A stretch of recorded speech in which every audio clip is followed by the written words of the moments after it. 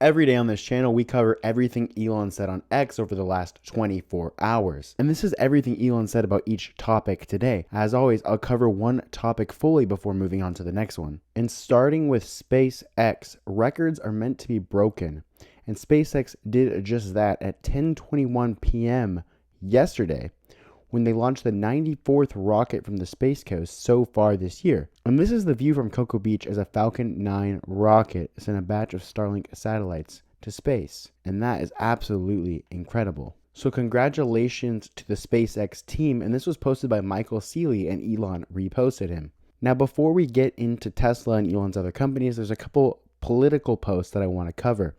And these are regarding Nick Fuentes. This is the first time Elon has spoken about Nick Fuentes, at least to my knowledge. And so I wanted to put it at the beginning. So Rod Dreher spent a long weekend in Washington, and he shares what he learned about groypers, Jew haters, and the fight for the conservative soul and the future. And he says it's not pretty. And this is a summary of the article in which he posted. It's called What I Saw and Heard in Washington. He recounts his time in Washington, describing conversations with prominent conservatives, including Hungary's PM Viktor Orban and U.S. Vice President J.D. Vance. And in this article, he warns about the rise of groperism, or Nick Fuentes-inspired radicalism, among young conservative staffers, also known as Zoomercons, in Washington. He claims that 30 to 40% of young conservatives in D.C.'s administration circles support this movement. And it alarms him how anti-Semitism has spread even among young religious conservatives, especially traditional Catholics and Orthodox. And he says that it's a litmus test for inclusion in some cities. He observes that institutions and authority have lost trust. Zoomers feel lied to about race, COVID, gender, and other issues. And he finds parallels with historical radical movements and fears a drift towards authoritarianism. So the article is basically warning about the dangerous spread of anti-Semitic, nihilistic radicalism among young conservatives. So this post by Rob Dreher was quoted by Wokel Distance, who says that he despises the Groyper movement. But he says if you want to understand where Fuentes gets his popularity with young men, he says he'll tell you how it happened. And he's going to do so by telling you about an experience he had at the orientation last night when his son joined elementary school band. And instead of reading this very long post, I'm just going to read you guys the highlights, which is that the band classroom was inundated with DEI messages and trans pride flags, posters, stickers, and various decorations that all invoke the various totems of diversity. He says that many of the teachers have "This is a safe space" sticker on their doors, and others had variations of "In this house" messaging on their doors or on the walls of the classroom. He says that progressive social justice activism has colonialized the school and marked it as their territory. And he says that boys are treated almost as though they are defective girls. And his response to Rod is, the real question is not why are some young men radicalizing. The real question is, why are there any young men at all who have not been radicalized?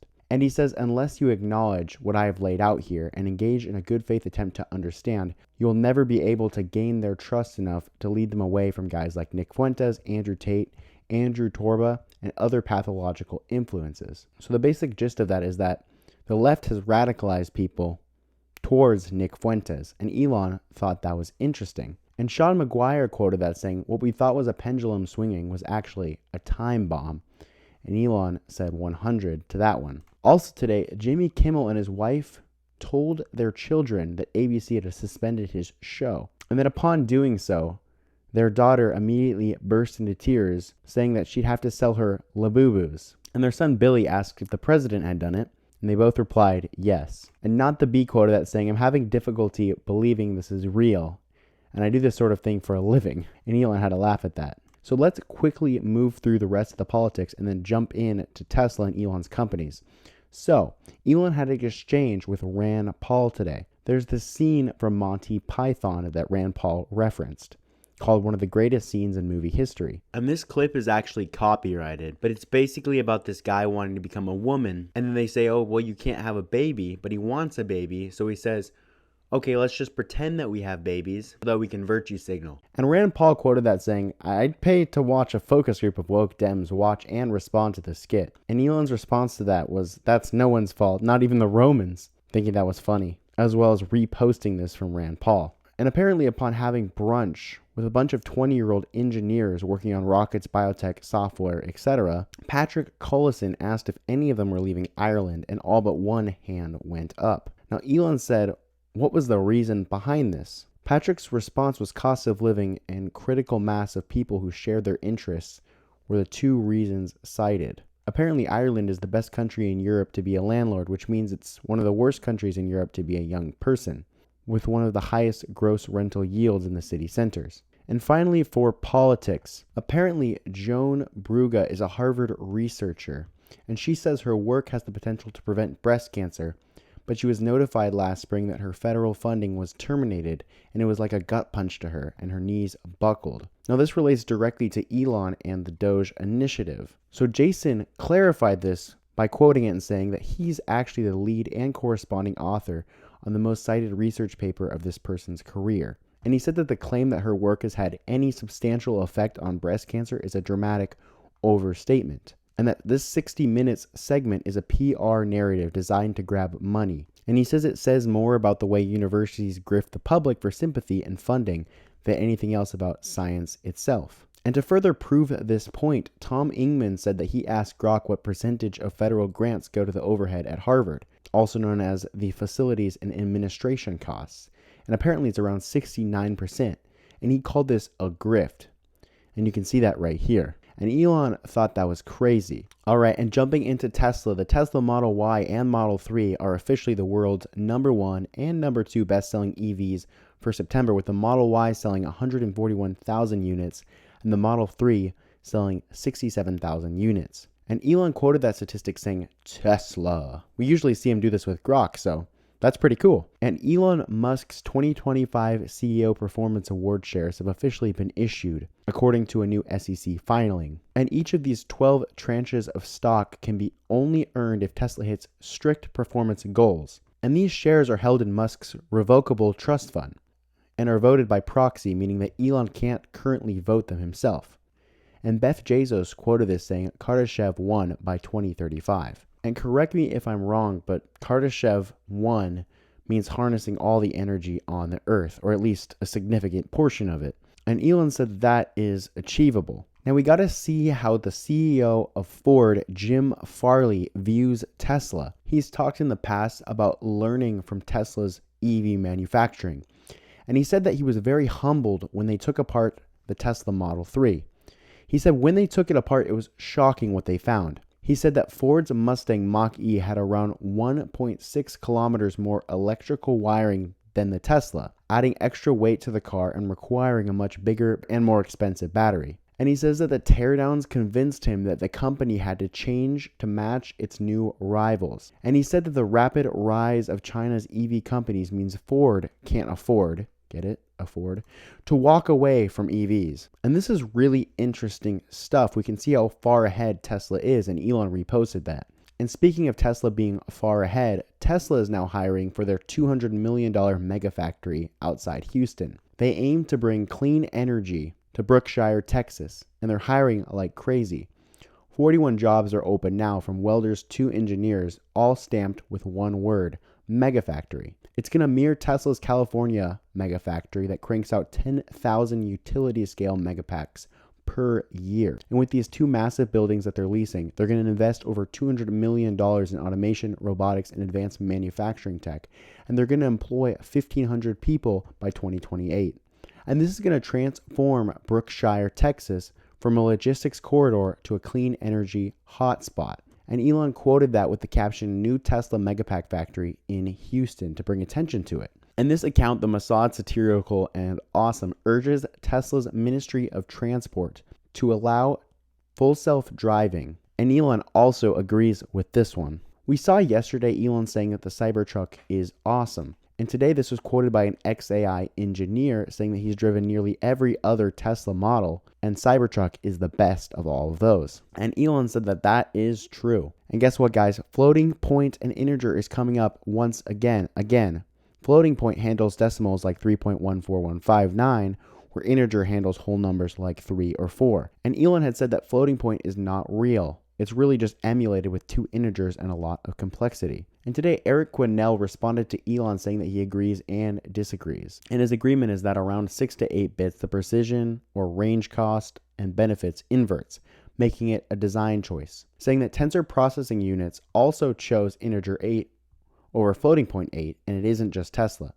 But he says that he disagrees that scientific notation is also not real with two integers, but still useful. And Ritvik Rawat responds to this saying the other arguably more important factor given 4B anything is just fine for neural nets is the ability to compose smaller MULAD units to create larger data types. And apparently, it's a circuit designed to perform this operation very efficiently and is a fundamental building block in neural networks and many mathematical computations as it speeds up calculations and improves efficiency compared to performing multiplication and addition separately. And even though I didn't understand Ritvik's post, Elon agreed with that, saying bullseye. Alright, and Elon today explained why he makes predictions in the way he does. He was asked at the shareholder meeting how he thinks. An example of this was in the Master Plan 2, Elon calculated that it takes 6 billion miles of full self-driving before the regulators would approve it. And the person asking this question said, how do you know? Elon's response was that he tries to get things to within an order of magnitude. So it seemed to him like it would be closer to 10 billion kilometers, which is roughly 6 billion miles. And he thought that it wouldn't take 100 billion kilometers. And he says when you're trying to guess something where there's a lot of uncertainty, just try to get the estimate to the nearest order of magnitude, the closest factor of 10. And that's why he said it. And finally, in regard to Tesla, the official Tesla account posted, so the cars are really becoming sentient, huh? And Elon agreed with that 100. And we looked at this yesterday, but the XAI hackathon is scheduled for December 6th and 7th, 6-7. And this was quoted by an XAI engineer saying that XAI is a group of dedicated builders and that they're looking forward to seeing more builders who are excited in shaping the future with us, saying to contact him if you are interested and help spread the word. And today Elon said non pluris castrati, and I had no idea what this meant, but apparently it's Latin for no more castrated, and it's likely used to metaphorically decry perceived cultural emasculation. And thanks to Captain Eli, who pointed out if something isn't clear to you, you can just click the Grok button on the post itself, and that's in the top right hand corner right here. And Elon quoted that saying, tap the Grok logo on the upper right of any post to get the instant Grok analysis, which has been helpful for me for the floating point versus integer Tesla posts. And apparently the CEO of Eli Lilly, Dave Ricks, uses Grok as his daily AI advisor. But you seem extremely comfortable with the science. What has been your method for ingesting all this stuff? I don't know, stay curious, read. Read what? I read a lot of medical journals. I go to conferences where data is presented. I spend time with our scientists. Stay curious. Yeah. Now I have like at least 1 or 2 AIs running every minute of every meeting I'm in, and I just am asking it science questions. Wait, so which one do you use for science? I tend to use either Claude or the XAI. I find it more terse. The references actually check out more often. So CEOs are using Grok, and Grok is unstoppable. It's clearing the board. It has total dominance in a bunch of different benchmarks such as Black Box AI, Terminal Bench Hard, GPQA, Diamond, Scicode, AAI token usage, Rue code, etc. Grok isn't rising, it's already arrived. And this was reposted by Elon Musk, with the caption, Grok, of course. And apparently, Grok is full superhuman now with 2 million word context. To put that in perspective, Grok 4 Fast can now process 2 copies of War and Peace in one shot, absolutely destroying Gemini 2.5 Pro. And this was quoted by Elon with the caption Grok upgrades. And he also asks, what are the most important improvements to make to the current version of Grok 4 Fast, saying that feedback is much appreciated. The top comment on this one is to make it admit that it's unsure about something instead of confidently saying something wrong, and remembering stuff across all conversations. And we've heard a lot about Grok's new update, but now it has a new X-Files API, which lets users drop in PDFs, code, CSVs, or even full documents and have Grok search, analyze, and explain them on command. And Elon used this as a reason to say, try the Grok app, and I can confirm this is an awesome feature. And Elon also posted a link to this Grok thread asking what Ganesha is, and Grok explains that it's the remover of obstacles, the god of beginnings, wisdom, and prosperity. But I think the point of this is that you can send something to Grok and it can tell you what it is. And we saw this yesterday, Grok generating all these math, but Elon saying that it's wrong, even though it looks legit at first glance. And an XAI engineer today Frank Hugh, said that this is going to be fixed in version 1.0. And Elon responded to that with a mechanical arm flexing. So it looks like Grok with a brain will be able to generate stuff very soon. But right now, Grok can generate videos of a druid shape-shifting with Grok Imagine. And here's the video of that taking place right now. Now, Elon wants us to imagine when Grok does this in real time for an AI game. And an AI game at this quality would be absolutely insane. And so that is everything for Grok. However, the US game plan is going to be based around AI. The plan is to inflate and grow our way out of $38 trillion in debt via an explosive generational bull market powered by AI and robotics. And Elon says this is probably the only way to get out of our debt crisis. And apparently NVIDIA is partnering to invest $2 million to $4 million in Mexico data centers. Now, Zero Hedge points out million with an M. We usually see billions, and Elon thought that was funny. And Grok has redefined how people use X.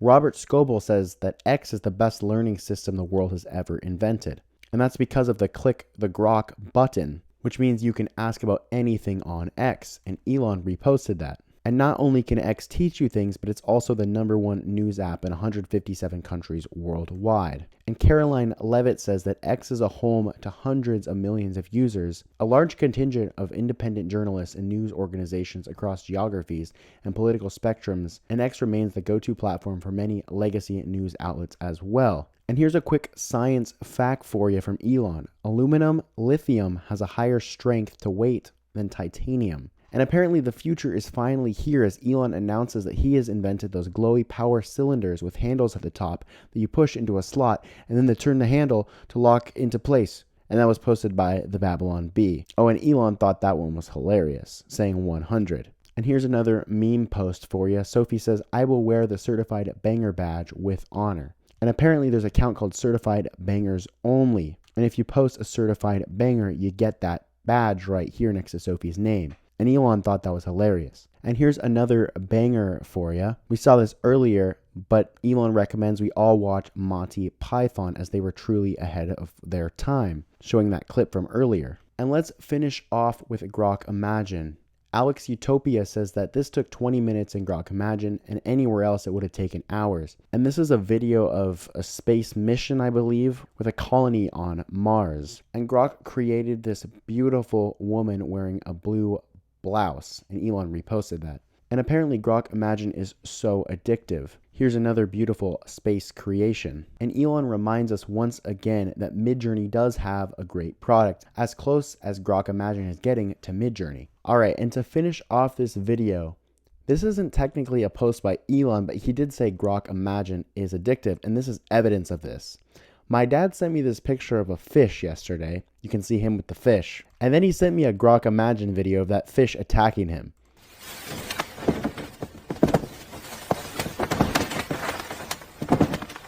And so Grok Imagine is addictive and is almost getting to Midjourney level. So try Grok Imagine. And that was everything Elon said today. Congrats to the SpaceX team on the 94th rocket launch from the Space Coast this year. In this video, we got to see the popularity of Nick Fuentes and how it stems from a backlash of woke ideology. We also got to see Ford CEO Jim Farley's reaction to taking apart the Model 3, showing just how ahead Tesla is in manufacturing efficient electric vehicles. To me, the most interesting thing today was the update to Grok's file management system, as I just used Grok this morning to parse PDFs for an essay for school, and it was incredible. It's been a fun last couple of days covering Elon, and I'd like to thank you all for the supportive comments as I learn and grow by making these videos. Jacob will be back tomorrow, and I hope he had a fun time taking the weekend off to be with his family. As always, if you want early access to these videos, or just want to simply support the channel, consider joining it as a member. And I am out.